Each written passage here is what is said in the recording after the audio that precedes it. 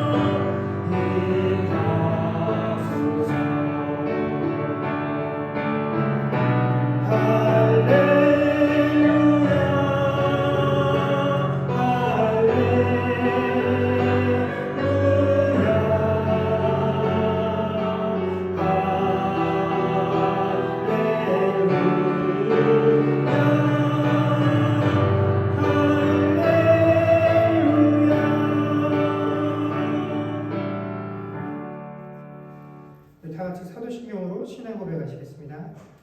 전능하사 천지를 만드신 하나님 아버지를 내가 믿사오며 그 외아들 우리 주 예수 그리스도를 믿사오니 이는 성령으로 잉태하사 동정녀 마리아에게 나시고 본디오 빌라도에게 고난을 받으사 십자가에 못 박혀 죽으시고 장사한 지 사흘 만에 죽은 자 가운데서 다시 살아나시며 하늘에 오르사 전능하신 하나님 우편에 앉아 계시다가 저리로서 산자와 죽은 자를 심판하러 오시리라.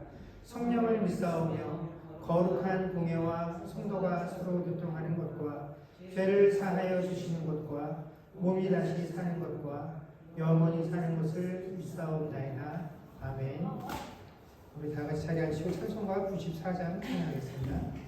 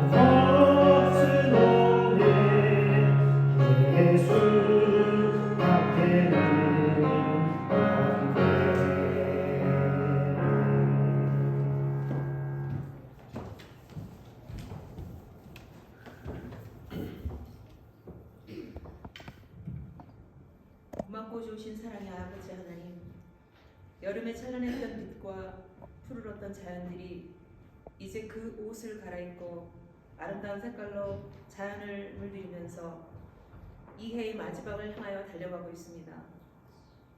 영원한 것은 없이 계절들은 때를 따라 옷을 입고 모든 인간들이 누릴 수 있는 아름다움과 열매를 주어서 이 땅에서 살아가도록 쉬지 않고 일하고 있습니다. 저희들은 각각의 허락된 이 시간 속에 이 땅에서 누리며 살아갈 수 있는 것은 우리의 노력과 공로가 아니며 오직 은혜로 허락하신 하나님의 은혜인 것을, 우리 모두에게 공평하신 하나님의 은혜인 것을 믿고 감사드립니다. 그러나 저희들은 더 많은 것들을 원하며 시기하고 질투하며 무정하고 불의한 죄악된 모습으로 인하여 평강을 누리지 못하고 언제나 염려와 걱정 근심으로 많은 시간들을 흘려보내고 있습니다. 이 시간 우리들의 삶을 돌아보며 회개하고 본질로 돌아가는 그러한 시간들이 되어 가기를 간절히 원합니다.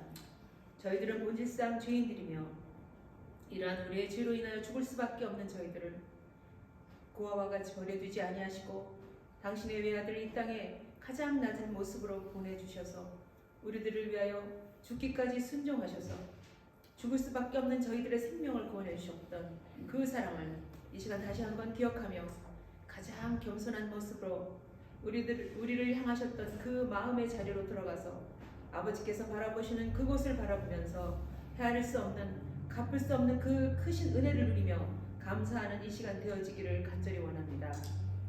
오늘도 이 예배 가운데 함께 해주셔서 저희들의 기도와 찬양을 기쁘게 받아주시오며 홀로 영광 받아주시기를 원합니다.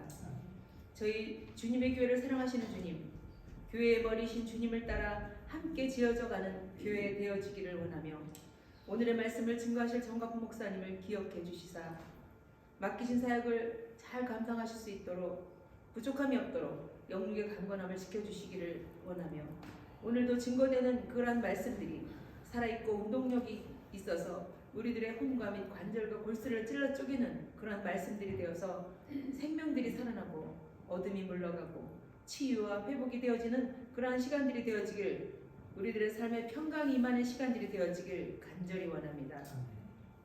저희 교회 성도님들의 삶을 위하여 이 시간 기도드리기 원합니다.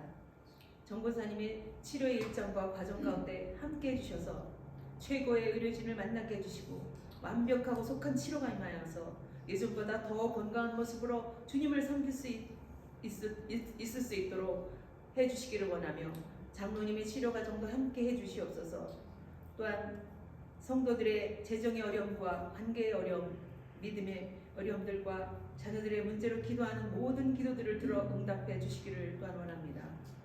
문제보다 크신 하나님께서 저희들 각자의 삶 가운데 있어야 할 것과 또 그 시기와 때를 우리들보다 잘 아시기에 주님께 이 모든 짐을 내려놓고 맡겨드립니다. 고난까지도 합하여 선을 이루어 가시는 그러한 주님이시기에 주님께 문제들을 올려드립니다. 저희들에게 이 시간 허락하신 어린 영혼들의 믿음의 성장을 위해서 기도드리길 원합니다. 교회와 가정에서 말씀과 기도로 양육되고 예수님의 사랑 속에서 지혜와 명철을 배우며 겸손하며 영적으로 건강한 이 시대의 젊은이들로 자라나서 이 시대의 예수님의 사랑을 증거하는 자녀들로 그렇게 커나가기를 간절히 원합니다. 주님, 이들의 삶을 맡아 주시옵소서. 오늘도 이 예배를 위하여 수고하고 기도한 손길들을 기억해 주시기를 원하며 이 예배의 시종을 주께 의탁드립니다. 이 모든 말씀 우리를 죄에서 구원하신 예수 그리스도의 이름으로 감사하며 기도드렸습니다.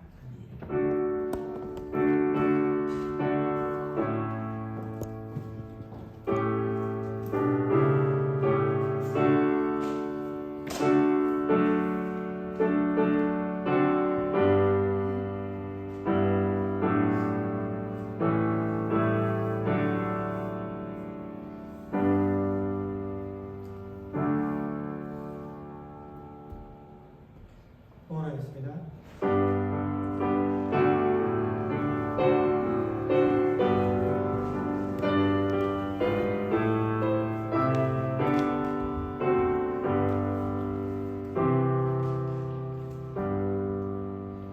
기도하겠습니다. 좋으신 하나님 은혜를 감사합니다.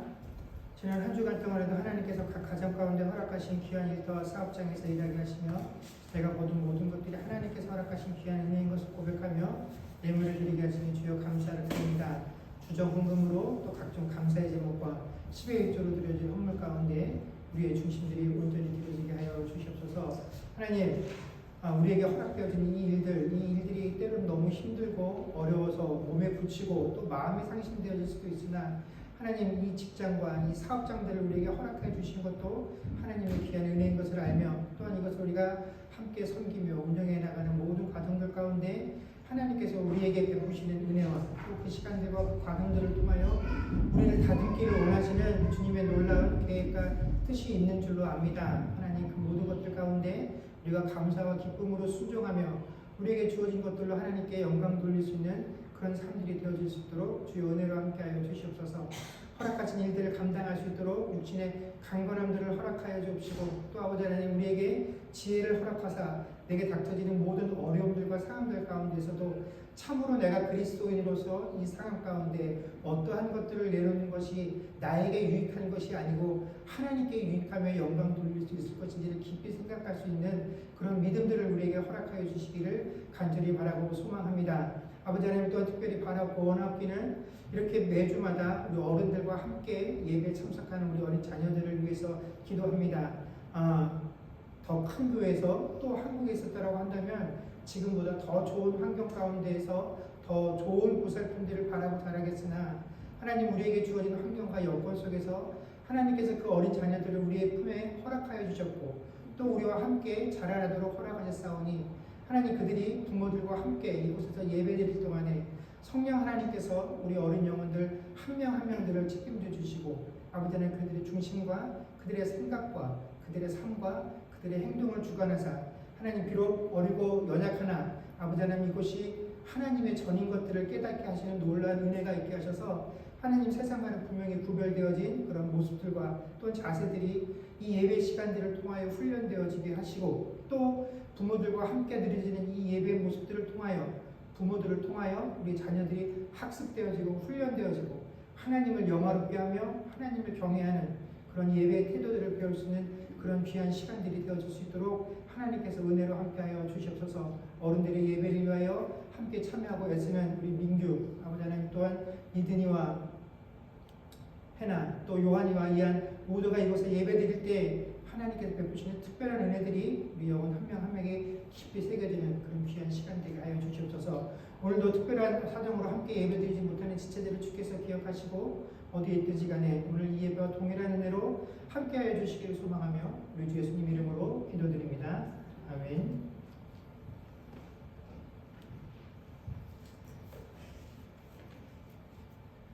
학생들 다 나갔죠?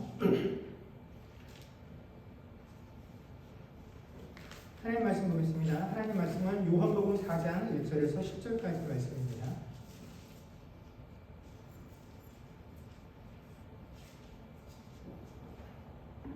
요한복음 4장 1절에서 10절까지 말씀을 저와 여러분이 한 절씩 교독하겠습니다. 예수께서 제자를 삼고 세례를 베푸시는 것이 요한보다 많다 하는 말을 바리새인들이 들은 줄을 주께서 아신지라.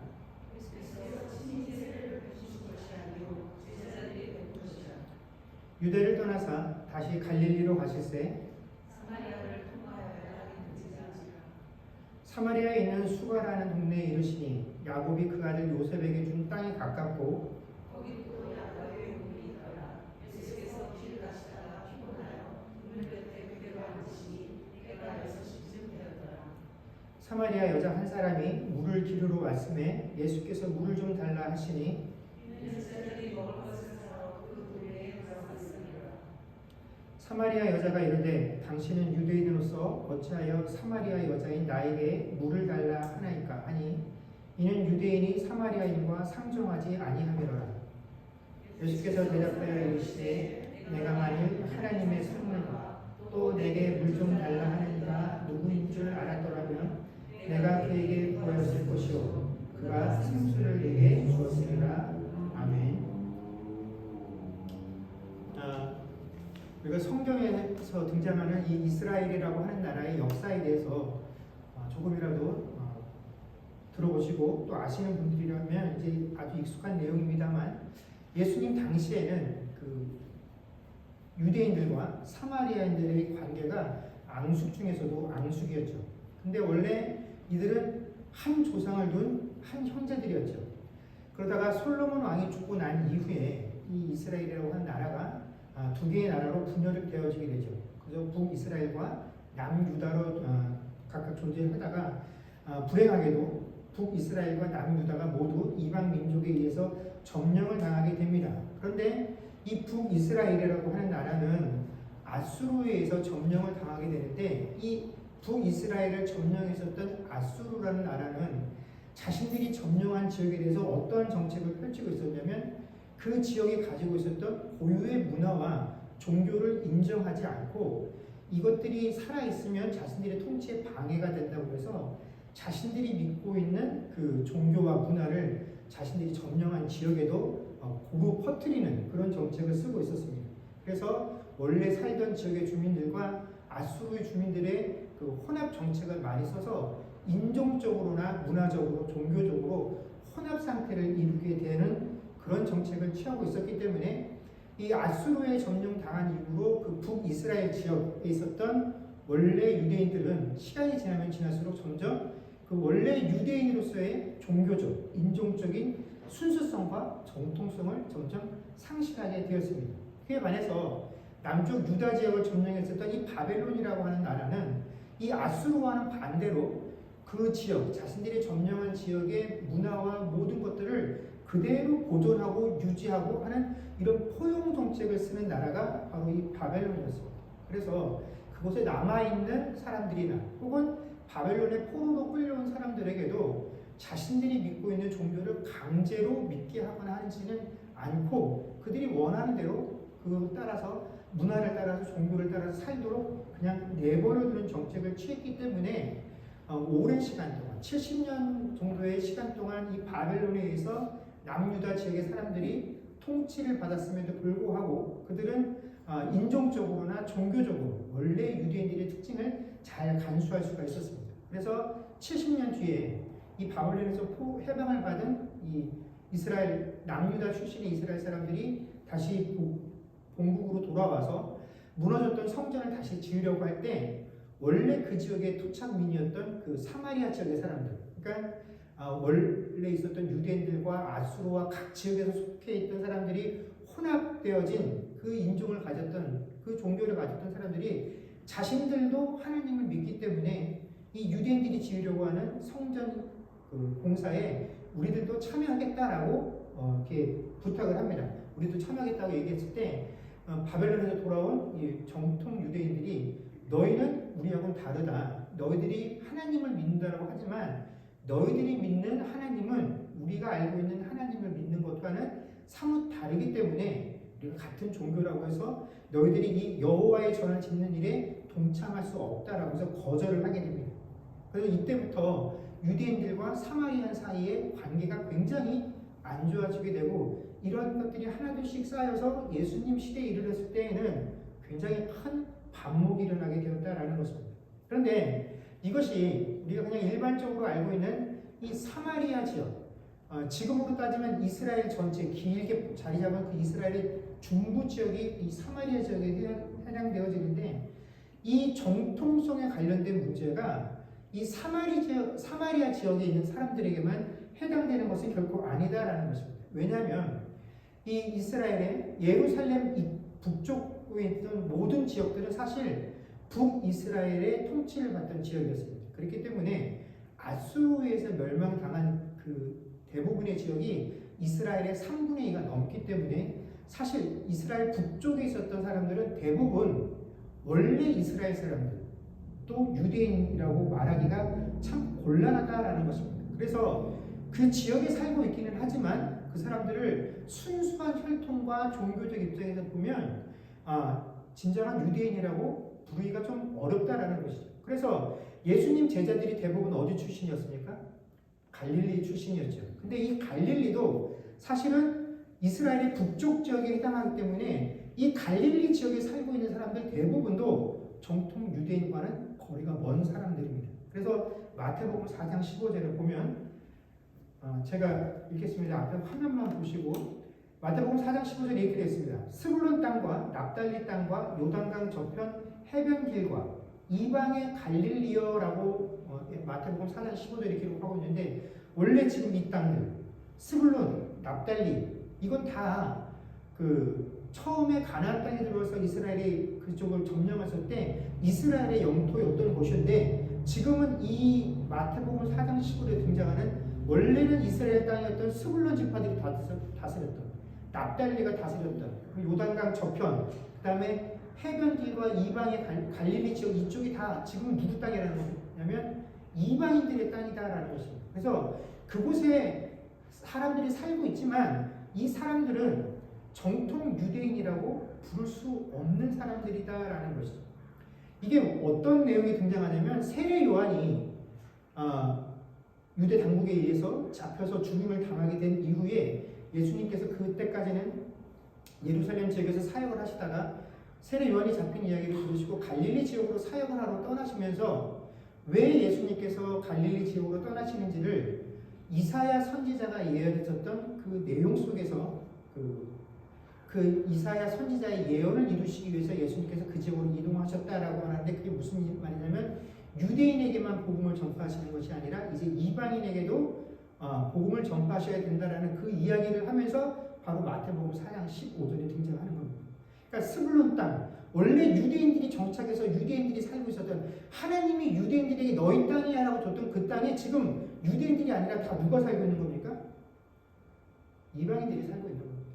혼합되어져 있는 사람들이 살고 있는 겁니다. 그러니까 예수님 당시에 있었던 거기에 정착하던 모든 사람들이 다 인종적으로나 종교적으로 유대인들과는 거리가 먼 사람들이었다라는 것입니다. 그러니까 갈릴리 지역의 출신들, 예수님께서 제자로 불렀던 그 사람들도 사실 혈통적으로 따져보면 순수한 유대인이라고 단정하기 어려운 것입니다. 그럼에도 불구하고 특별히 이 사마리아 지역을 사마리아인이다라고 부르면서 다른 지역들보다 유독 이 유대인들이 비하하고 있었던 것은 이 북이스라엘이 멸망하기 직전에 그 북이스라엘 수도가 어디였냐면 사마리아 성이기 때문에 그렇다라는 것입니다.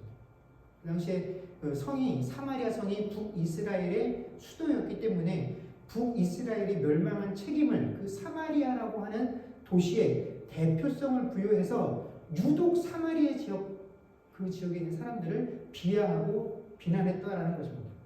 이 마치 밴쿠버라는 도시의 개념과 똑같죠. 여러분 이 밴쿠버라는 건 저도 이곳에 와서 알았지만 밴쿠버는 아주 작은 도시죠.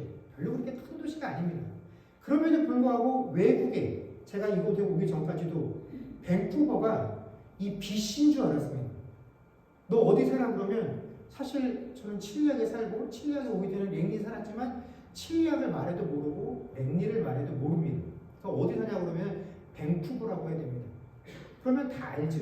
근데 외부에 있는 사람들은 이 밴쿠버가 작은 도시인 게 아니라 밴쿠버를 이 BC와 거의 같은 개념으로 이해를 하고 있다는 것입니다. 그래서 얼마 전에 한국을 방문했을 때도 어디서 목회하고 계십니까? 그러면 그냥 그 사람들 이해하기 편하게 밴쿠버에 있습니다라고 말을 하면 대충 어디쯤인지 이해를 하시죠. 근데 뭐 칠리악이고 뭐 이렇게 얘기를 하면 도무지 감이 오지 않기 때문에 우리 그런 대표성을 부여해서 부르는 것처럼 이 사마리아라고 하는 것도 그 지역, 그 사람들의 문제가 아니라 북이스라엘의 멸망에 대한 그 책임을 사마리아 사람들, 그 당시의 수도였던 사마리아의 전가에서 대표성을 가지고 그렇게 불렀다라는 것입니다. 그래서 예수님 당시에는 이 사마리아 지역이나 갈릴리 지역이나 또 예루살렘에 있었던 그 유대 지역이나 이 세 지역이 다 한 나라였기 때문에 이곳에 거주하는 사람들이 야, 너 어느 나라 사람이야? 그런 개념이 없었습니다. 왜냐하면 다 같은 나라 사람이기 때문에. 그래서 왕래하는데도 아무런 지장이 없었어요. 그래서 누가복음 10장에서 예수님 비유를 보면 거기에 바로 이런 비유가 등장을 합니다. 우리가 잘 아는, 우리가 흔히 선한 사마리아 사람이라고 부르는 비유에 보면 어떤 사람이 예루살렘에서 여리고 성으로 내려가다가 강도를 만나게 됩니다. 그런데 이 예루살렘 성도 또 여리고 성도 이건 지역적으로 남쪽 유다 지역에 위치해 있는 도시들입니다. 그러니까 이곳에 있었던 것은 이 사람이 혈통적으로 순수한 유대인일 확률이 높은 사람이죠. 근데 이 사람이 가다가 강도를 만났는데 뭐 우리가 그 앞에 아는 것처럼 뭐 서기관도 있었고 바리새인도 있었고 제사장도 있었지만 다 그냥 지나갔지만 이 사람을 누가 발견하고 도와주게 됩니까? 사마리아 사람이 발견하고 도와주죠. 그러니까 사마리아 지역 출신인 사람인 거지 사마리아 사람이 어떤 다른 나라나 다른 인종의 사람을 말하는 것이 아니다라는 것입니다. 그래서 왕래하는데 아무런 문제가 없었고 이 사람이 그 유다 그 지역 출신의 사람을 발견해서 이 사람이 피투성이 된 걸 발견하고 어떻게 하냐면 이 사람 데리고 어디로 갑니까? 주막에 데리고 가서 이 사람을 그 주막에 맡기죠. 그러면서 내가 갔다 올 동안 이 사람을 좀 잘 봐달라고 하면서 돈을 맡기고 떠납니다. 자, 우리가 아는 것처럼 그 지역에 정착해 있었던 유대인들과 사마리아인들이 그렇게 얼굴을 마주대하고 말을 하는 것도 막 껄끄러워하고 힘들어하고 서로 비난하고 헐뜯고 그런 상태였다라고 한다면 당연히 그 지역에 있는 주막에 갔으면 그곳에는 유대 사람들이었겠죠. 이 사람이 그 유대 지역 사람들이 운영하는 주막에 들어가서 내 돈을 주면서 이 사람을 좀 돌봐주십시오 라고 하는 그런 상황까지 갈 수 없었을 것이다 라는 것입니다. 정말로 유대인들이 사마리아 사람들을 꺼려해서 그 사람들이 주는 돈, 야 내가 너희들이 더러운 돈 받지도 않아. 그렇다고 한다면 이 예수님의 비유는 등장할 수도 없죠. 근데 그 유대 지역에 있었던 주막의 주인이 사마리아 사람이 부탁하고 사마리아 사람이 주는 돈을 다 받아서 자신의 사업을 운영하는데 아무런 거리낌이 없었다라는 것입니다. 그러니까 우리가 생각하는 것만큼 사마리아 사람이 크게 더 나쁘거나 사마리아 사람들과 유대인들의 관계가 우리가 생각하는 것만큼 그렇게 일상의 삶 속에서 나쁜 관계에 있었던 것은 아니다라는 것입니다. 그런데 이런 현실적인 문제가 있음에도 불구하고 유대인들의 기록에 보면 이런 기록이 남아있는 것도 사실입니다. 이 유대 지역에 있었던 사람들이 북쪽 갈릴리 지역으로 이동을 할 때 이 사마리아 지역을 통과하게 되면 굉장히 길도 가깝고 거리가 단축되기 때문에 모든 면에서 유익하고 이론점이 있는데 그 중에 일부 사람들은 그 사마리아 지역을 통과하지 않고 굳이 요단강을 건너서 오른쪽 동편으로 넘어갔다가 또다시 그쪽으로 가서 다시 요단강을 넘어서 갈릴리 지역으로 가는 그런 불편함들을 스스로 자초하면서 갔었다라는 것입니다. 그런데 이것이 모든 사람이 그렇게 했다라는 것이 아니라 그런 일들도 있었다라는 것이고 이 사건이 우리에게 보여주는 상징성은 뭐냐면 그만큼 유대인들 중에서도 아주 보수적인 유대인들은 사마리아인들을 굉장히 멸시하고 천시했다라는 것입니다. 이것이 또한 사실이기도 하다라는 것입니다. 그런데 어떤 사람들이 주로 이런 일을 했냐면 어떤 사람들이 유대인 출신 중에 사마리아 지역 사람들과 그 지역을 비하하고 그곳에 대한 편견과 선입견을 조성하고 업수히 여기는 그런 일들을 했었냐면 바로 유대 지역에서 자신들의 기득권을 가지고 그 유대인들을 다스리고 있었던 종교 지도자들이 그 일들을 부추기고 있었다라는 것입니다. 그 중에서도 특히 바리새인들이 이 일에 앞장서서 사마리아인들을 비난하고 비하했다라는 것입니다. 그래서 오늘 본문에도 보면 예루살렘에서 사역을 하시던 예수님께서 그곳을 떠나 갈릴리로 가시겠다라고 결정하신 이유가 뭐냐면 바리새인들 때문이었죠. 예수님께서 세례를 베푸시는데 이 세례를 예수님께서 또 그 제자들이 베푸는 세례에 많은 사람들이 참여해서 세례를 받고 있다는 그 사실을 누가 주목하기 시작합니까? 바리새인들이 주목하기 시작했다라는 것입니다.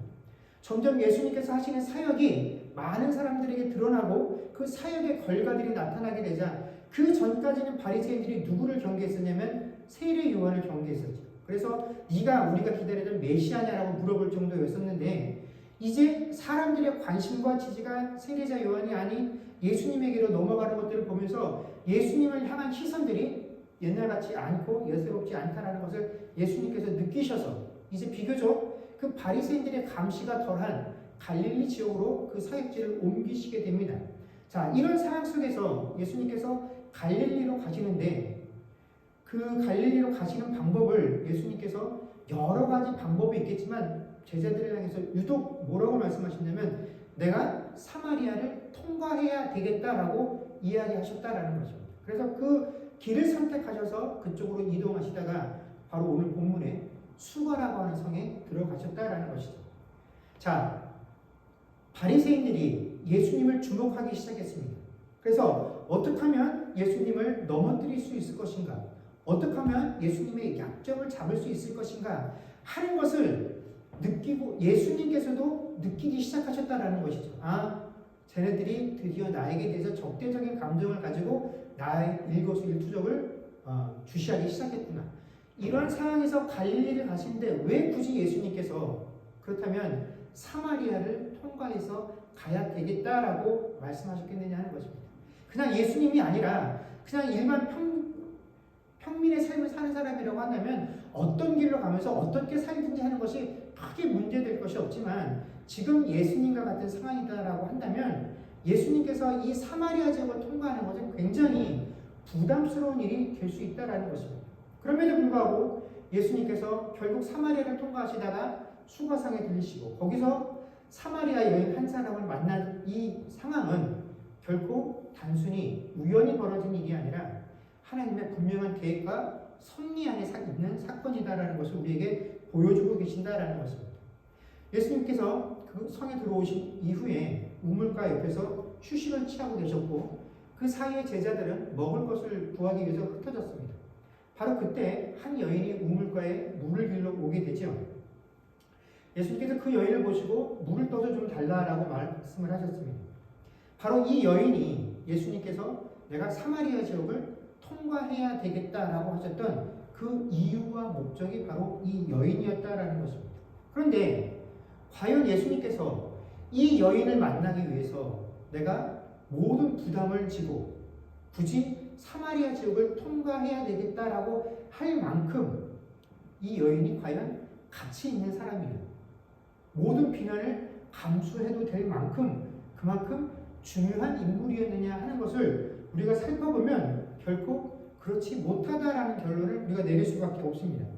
사실 우리가 요한복음 3장에서 바리새인이자 유대인의 지도자였던 이 니고데모의 이야기가 등장하고 나서 이 바로 다음 장의 4장에서 유대인들이 비하하는 이 사마리아 여인을 등장시켰다라는 것은 앞에 등장했었던 이 니고데모와 이 여인을 대조시켜서 우리에게 보여주시기 위함이다라는 것을 모든 신학자들이 인정을 하는 부분입니다. 그래서 우리도 이 부분에 대해서 잘 알고 있죠. 사실 이 니고데모와 이 사마리아 성에서 만난 이 여인은 누가 보아도 쉽게 비교가 되어지고 그 차이점을 구분할 수 있습니다.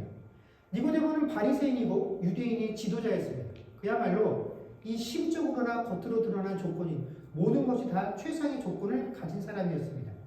그런 사람이 예수님을 찾아와서 당신이 우리가 기대하고 바랬던 그 메시아가 맞습니까? 라고 물었을 때 예수님께서 뭐라고 말씀하셨냐면 맞다 틀리다에 대한 대답도 안 해주시고 그게 뭐라고 말씀하시냐면 내가 진실로 진실로 내게 이르노니 사람이 거듭나지 아니하면 하나님의 나라를 볼 수 없다라고 대답을 해주셨습니다. 이 말은 무슨 말이냐면 지금 네 상태로는 네가 하나님의 나라를 언급할 자격조차 없다라는 것이 이 예수님의 대답이었다라는 것이죠. 이 니고데모를 향한 예수님의 대답은 그 대답을 듣는 니고데모뿐만 아니라 니고데모를 통하여 이 소식을 접했을 거의 모든 유대인들, 특별히 내가 신앙적으로 학문적으로 뛰어났다고 여겼던 이 바리새인들에게는 굉장히 큰 충격이었을 것입니다.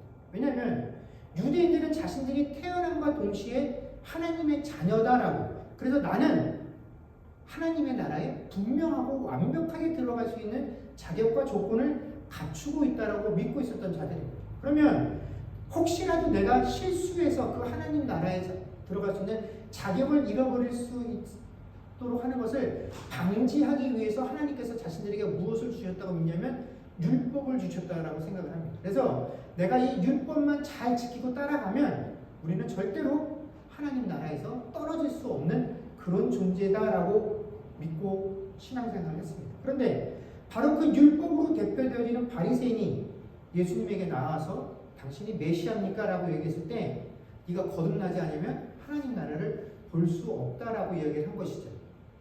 그 율법이 가장 자신들의 큰 자랑거리고 그 평생 율법을 연구하고 이 율법을 가르치는 위치에 있었던 바리새인에게 네가 가지고 있는 그 자격과 조건으로는 하나님 나라를 볼 수도 없다라고 말씀했으니 이들에게는 굉장히 큰 충격이었다라는 것입니다. 그래서 예수님께서 오히려 지금 네가 가지고 네가 자랑하고 네가 믿고 신뢰하는 그 조건들이 네가 하나님 나라를 보는데 방해물이 되고 있다라고 이야기를 합니다. 그래서 바울 사도도 이걸 이렇게 우리에게 말씀해 주고 계시죠. 빌립보서 3장 7절에서 9절까지 말씀입니다. 빌립보서 3장 7절에서 9절까지 말씀을 우리가 한번 같이 읽도록 하겠습니다. 읽겠습니다. 시작. 그러나 무엇이든지 내게 유익하던 것을 내가 그리스도를 위하여 다 해로 여길 뿐더러 또한 모든 것을 해로 여김은 내 주 그리스도 예수를 아는 지식이 가장 고상하기 때문이라.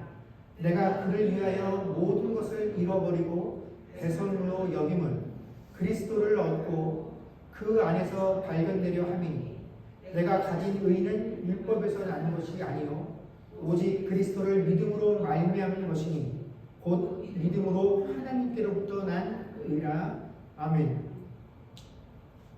우리가 잘 아는 것처럼 사도 바울은 아마 이스라엘 전체 역사를 통틀어서도 몇 손가락 안에 꼽힐 만큼 이 지식적으로나 배경적으로 아주 뛰어난 인물이었습니다.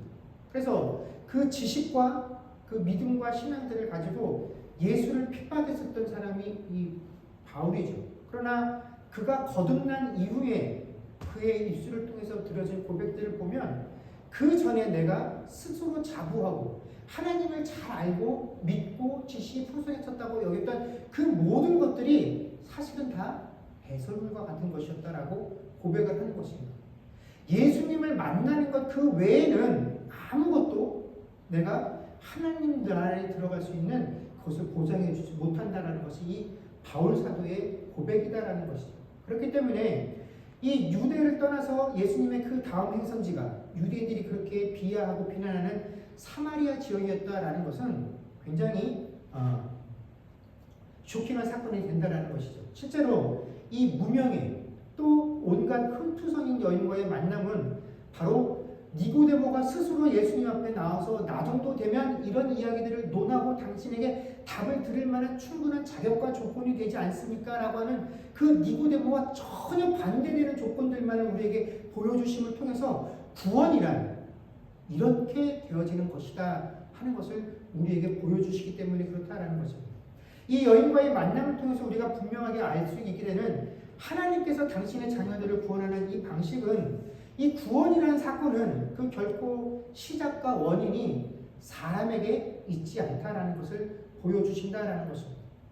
어떤 이들은 니고데모가 예수님께 찾아와서 이렇게 당신이 우리가 기다리던 메시아입니까? 하는 그 질문을 던질 수 있었던 것이 이 니고데모라고 하는 사람이 그래도 메시아에 대한 지식들을 가지고 있었고 성경에 대한 지식들을 가지고 있었고 그래도 그가 영적으로 민감한 사람이었기 때문에 예수님께서 하시는 그 행위들을 보고 예수님께서 베푸시는 이적들을 보면서 아 저분이 혹시 우리가 기대하던 메시아가 아니었을까 하는 그런 뭔가 일만의 깨달음이 있었기 때문에 예수님을 찾아와서 그런 이야기가 오고 갈 수 있었던 것이 아니냐.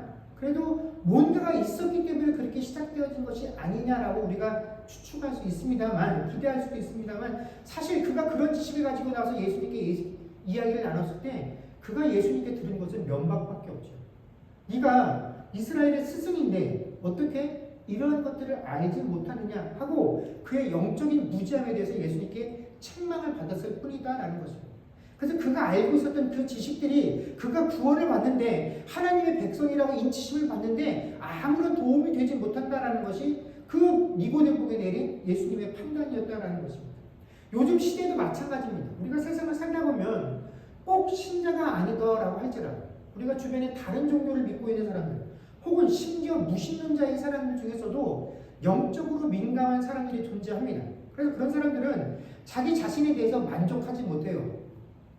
내가 어떤 신을 구체화해서 믿지는 않지만 그래도 뭔가 나보다 더 위대하고 강력한 힘을 가진 존재가 이 세상에 존재할 것이다라고 어렴풋이 느끼고 그런 사람을 만나서 내가 뭔가 더 지금 내가 추구하는 것보다 더 높은 깨달음을 얻기를 갈망하는 자들이 있습니다. 그런 것들을 깨닫기 위해서 노력하고 애쓰는 자들이 있어요.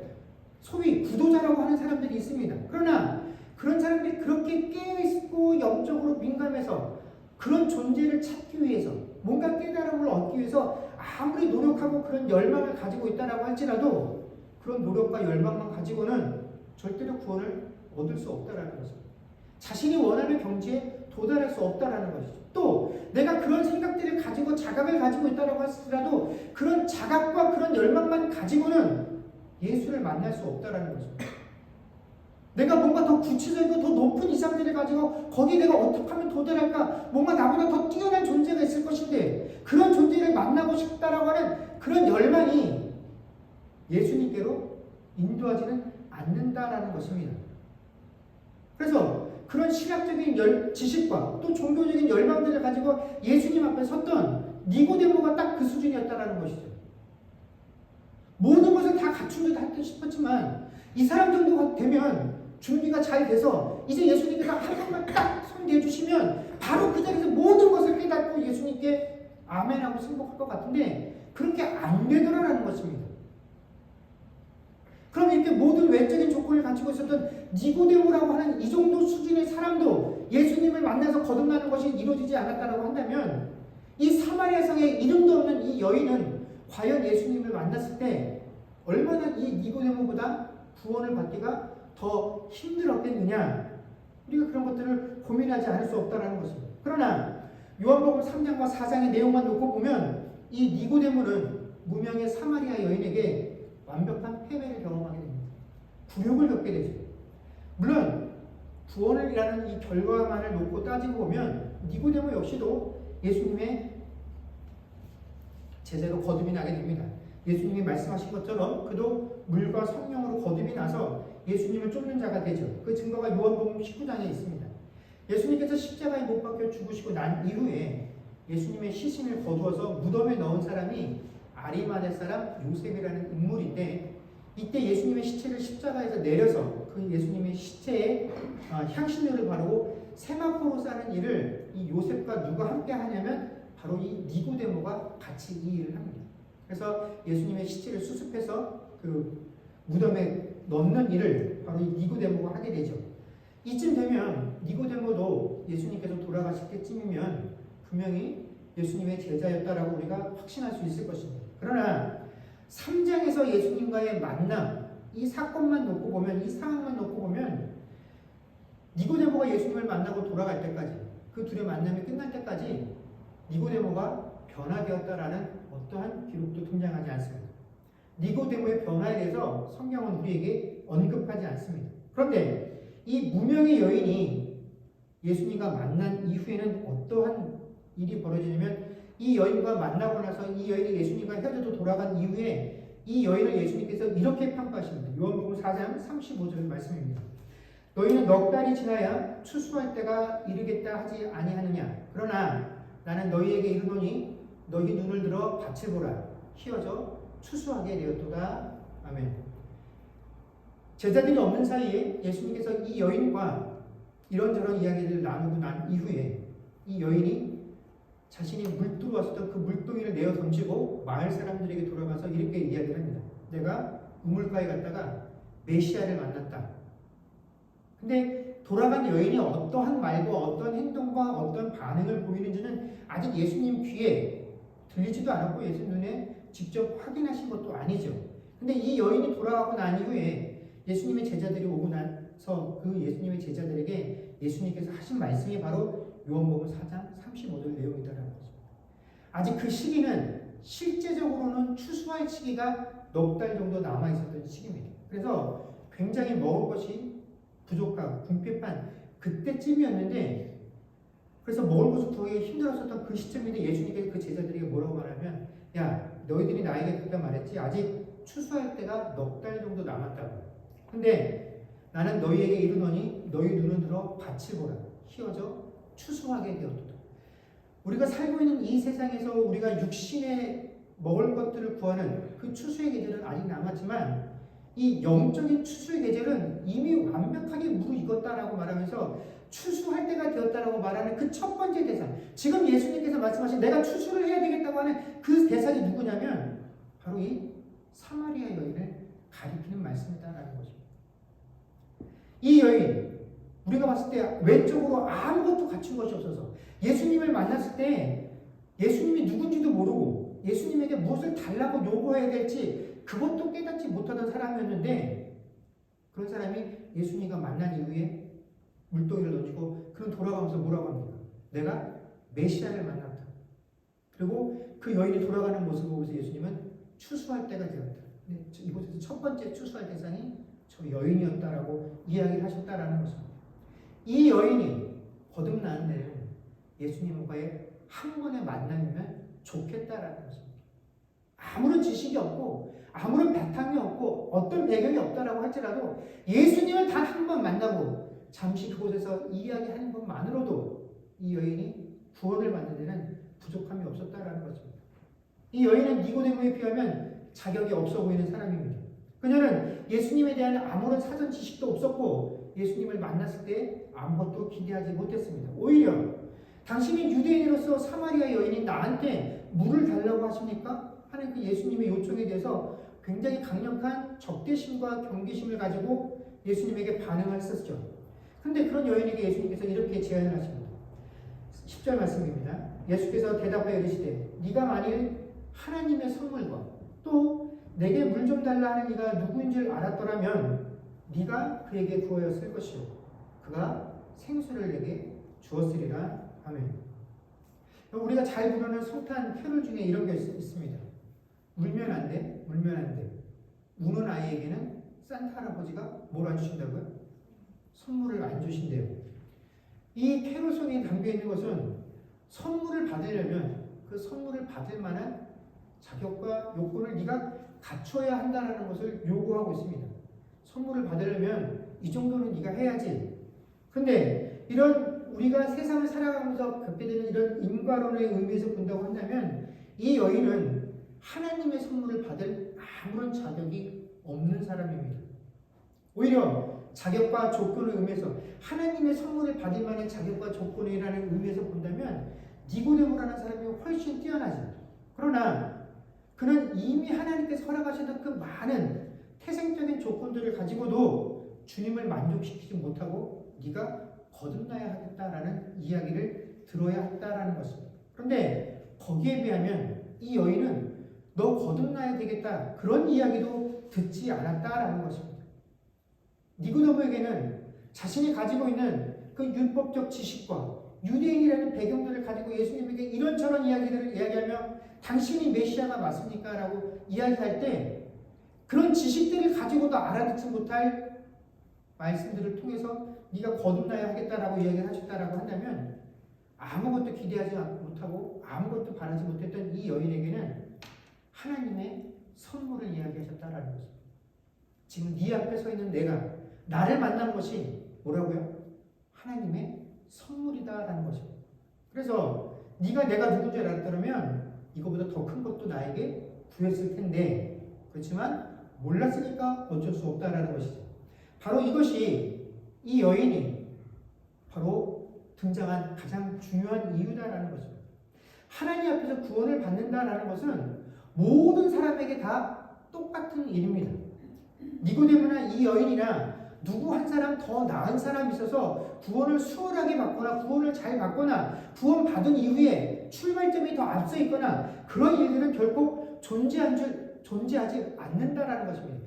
누구도 예수님께서 오시기 전에는 내 앞에 선 이가 누군지 깨닫지 못하는 것, 이것이 구원의 조건이다라는 것입니다.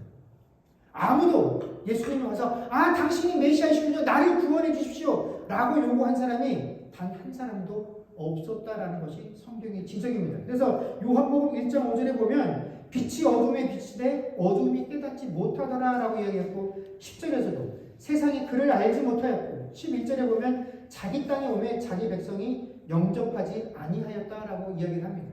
누구도 예수님께서 이 땅에 오셨을 때 그분이 나의 구세주시오, 내 구원의 문제를 해결해 줄 수 있는 유일한 방법이라는 것을 깨닫고 예수님 앞에 나아가 그것을 구한 사람이 없었다라는 것이 성경이 우리에게 내리고 있는 결론이다라는 것입니다.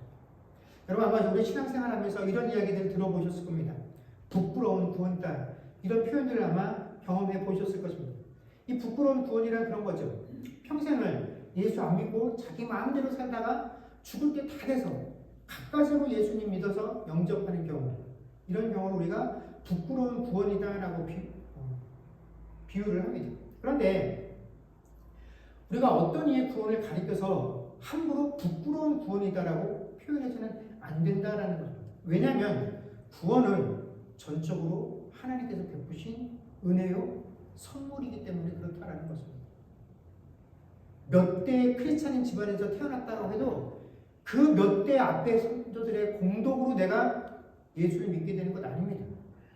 모든 사람은 다 내가 1대1로 하나님을 만나서 그 예수님을 내게 허락되어진 구원의 선물로 인식하게 되어져서 우리가 구원을 받게 되는 것이지, 어떤 누구의 공덕이나 도움으로도 예수를 믿고 구원을 얻는 것이 아니기 때문에 그렇다라는 것입니다.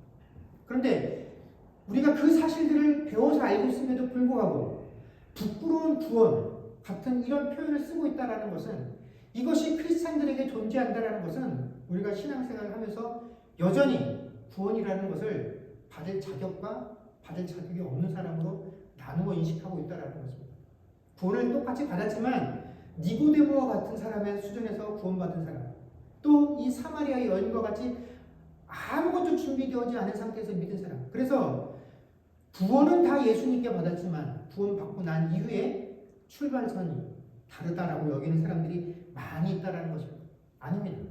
우리가 예수 믿어서 새롭게 태어나는 순간에는 누구나 다 몇 살입니까? 다 빵살입니다. 부모가 목사였던 장로였던 권사였던 다 우리는 빵살에서 시작을 하는 겁니다.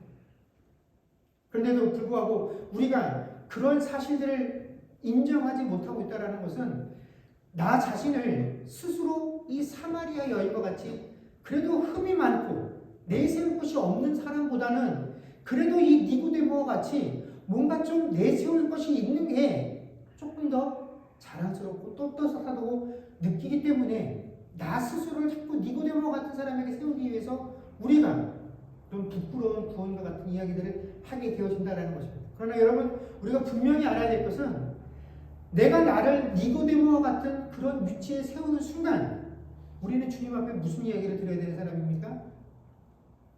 네가 거듭나지 아니하면 결단코 하나님 나라를 볼 수 없느니라 하는 그 조건에 나를 세워두는 것입니다. 네가 이스라엘의 선생이라고 하면서 내가 하는 말 이 뜻도 깨닫지 못하느냐 하는 이 책망을 들어야 되는 것이 이 니고데모의 위치에 자기를 세우려고 하는 사람들의 처지이다라는 것입니다.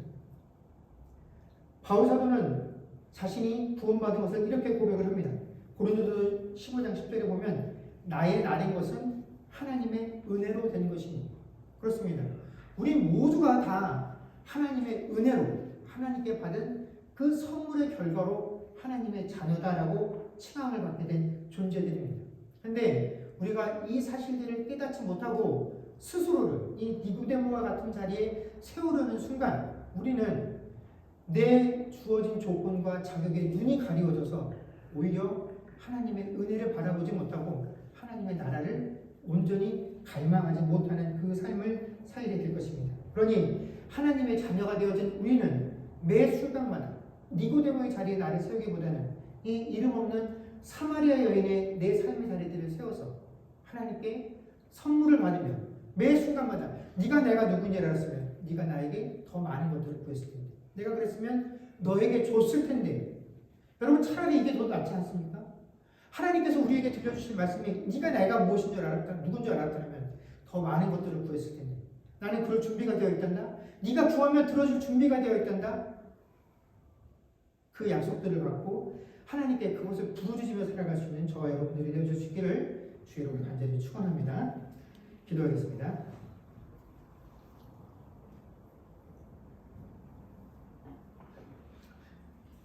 그렇습니다. 주님, 오늘 예수님께서 만나주셨던 이 수가상에 이름 없는 한 여인은 겉으로 봤을 때는 예수님을 만날 자격과 조건도 되어지지 못하는 사람인 것 같습니다.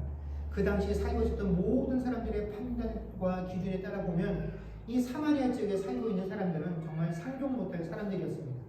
하나님께서 제일 먼저 벌을 내리신다면 이 사마리아 사람들이 첫 번째고 그 다음이 이방인이라고 유대인들이 평가할 만큼 이 사마리아인들은 참으로 문제가 많은 족속이었지만 바로 그런 사람을 예수님께서 꼭 만나셔야겠다라고 찾아가셨고 하나님께서 베푸시는 구원은 바로 이런 사람들에게 주어지는 것이다라고 말씀해주고 계신다라는 것입니다. 어떤 사람들이요? 아무런 자격이 없고 아무런 조건이 없고 오직 선물로 이것들을 받는 자. 그래서 선물을 통해서 내게 선물을 베푸신 이가 어떤 인지를 깨닫고 나면 그분에게 더 많은 것들을 갈망하고 기대하고 고대할 수 있는 그런 사람들이 바로 구원을 받는다라는 것입니다. 그것이 바로 구원받은 자들의 기쁨일 것입니다. 하나님, 우리가 신앙생활하면서 우리가 자꾸 나 자신을 이 니고데모와 같은 자의 자리에 세우려고 하는 유혹들을 받게 됩니다. 그렇게 하지 말게 하시고 하나님, 이 사마리아 성에서 만났던 이 여인과 같이 내게 선물을 베푸신 이가 누군 줄 알았더라면 우리는 이제 그것들을 알았사오니 내게 그 선물을 베푸신 이에게 더 많은 것들을 구하며 감사하며 나아갈 수 있는 그런 신앙 되어지게 하여 주옵소서. 감사드리며 우리 주 예수님 이름으로 기도드립니다. 아멘.